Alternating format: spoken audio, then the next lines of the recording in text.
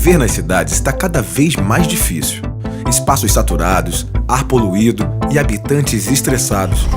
Que o trânsito é o maior vilão já sabemos. Mas que tipo de soluções estão sendo implementadas na sua cidade para contornar isso?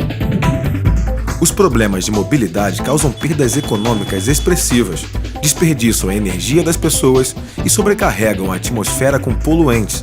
Porém, o maior prejuízo percebido pelo usuário é o tempo desperdiçado. Só que poucos perceberam que não existe saída fora do transporte público.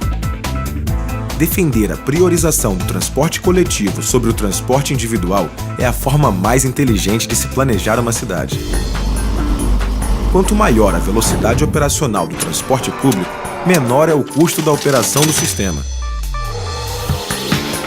Em uma simulação, os sistemas com prioridade total ao ônibus conseguem circular com velocidade operacional maior, verificando-se redução dos custos da ordem de 25% em relação ao sistema comum que circula nos congestionamentos.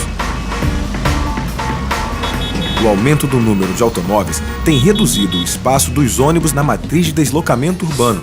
Caso a tendência de políticas de incentivo ao transporte individual seja mantida, a perspectiva é que a participação do transporte público reduza para 35% nos próximos 25 anos.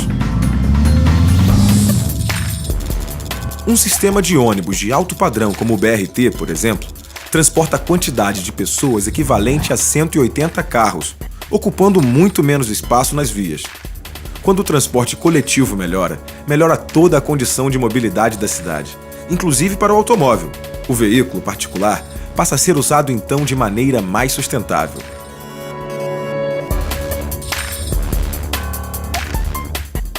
Com menos tempo desperdiçado nos engarrafamentos, um trabalhador se torna mais produtivo. E o tempo que sobra pode ser investido em atividades sociais e culturais. Os congestionamentos e o excesso de veículos nas ruas também despontam como vilões do meio ambiente. O trânsito é responsável pela maior parte das emissões de gases de efeito estufa nas cidades.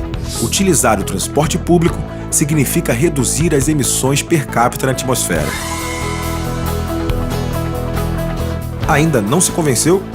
Bom, além de ser mais vantajoso para o meio ambiente e para as cidades, optar pelo transporte coletivo urbano também representa um estímulo à economia local. Ao todo, o setor de transporte público empregou quase 13 milhões de pessoas no mundo, e no Brasil não é diferente.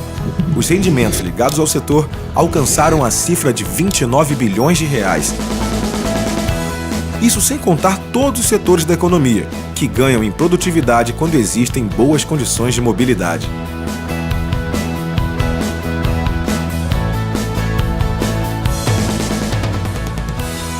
Só que para tudo isso dar certo, é preciso construir uma rede de transporte coletivo de qualidade. Um bom sistema, operado com eficiência, possibilita as pessoas optarem pelo transporte coletivo e não meramente o utilizarem enquanto aguardam o dia em que possam comprar uma motocicleta ou um automóvel. E todo bom sistema de transporte coletivo urbano tem que ter conforto para os usuários, boa cobertura, informações claras, segurança, acessibilidade, eficiência operacional e ambiental e tarifas adequadas.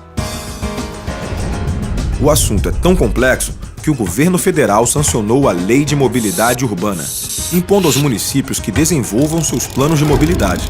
O problema é que não é tão simples operar um sistema de transporte de qualidade. É preciso alta tecnologia, planejamento e vontade política. Não se pode negar, o caminho é a adoção de uma rede integrada de transporte urbano estruturante do desenvolvimento da cidade. Priorizar o transporte público urbano é a única solução para as cidades do futuro. E promover o transporte coletivo é a nossa missão.